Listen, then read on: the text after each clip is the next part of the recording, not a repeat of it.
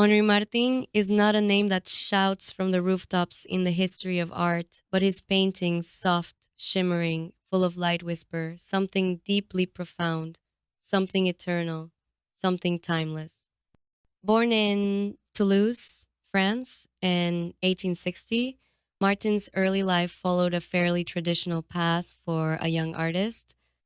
He showed talent early on and enrolled at the École des Beaux-Arts in his hometown before moving to Paris to study under the academic master Jean Paul Laurens. And for a time, Martin walked the path of tradition. His early works were historical, mythological, and religious in nature, carefully composed, finely drawn, and in keeping with the official art standards of the late 19th century. He even won the prestigious Prix de Rome in 1885, a prize that gave him the opportunity to study in Italy, as so many young artists did. But something began to shift in Henri Martineau all at once, but gradually, as he encountered new movements, symbolism, impressionism, neo impressionism, inner world grew louder than academic tradition. The decorative ideals of the symbolists, with their poetic, dreamlike imagery, began to resonate with him. At the same time, the broken brushstrokes and glowing light of the neo impressionists opened new doors. And so Martin turned inward. He abandoned the grand historical themes of his youth and began to paint something more elusive atmosphere, emotion, memory. His brushwork became freer, his colors more luminous. He embraced a pointillist inspired technique, yet without the rigid scientific approach of Surat or Signac. Martin's dots and dashes were more intuitive, more personal. He wasn't interested in optical experiments, he was interested in light, in air, in time, standing still. In the 1890s, he left behind the noise and pressure of Paris and moved to the village of Labastide-du-Vert in the south of France. There, surrounded by cypress trees, ancient stone houses, gardens, hills, and rivers, Martin found his true subject, the poetry of the French countryside. He painted not to document the land, but to commune with it.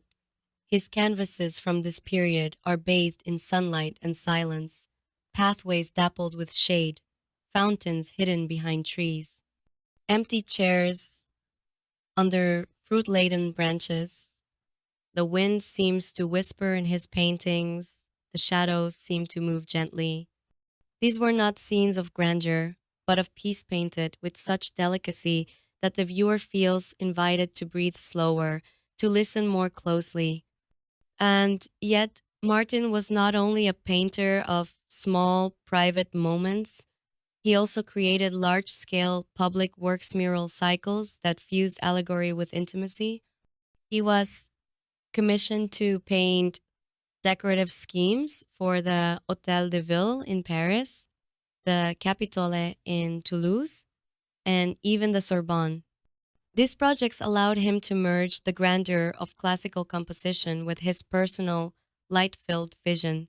He brought modernity to public spaces, not through rebellion, but through quiet transformation.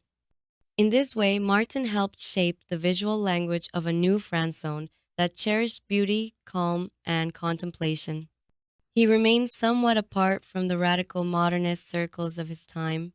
He wasn't trying to shock the world or dismantle tradition. Instead, he chose to refine Ito, distill beauty into something simple and radiant. His landscapes, interiors, and allegorical scenes never scream, they glow.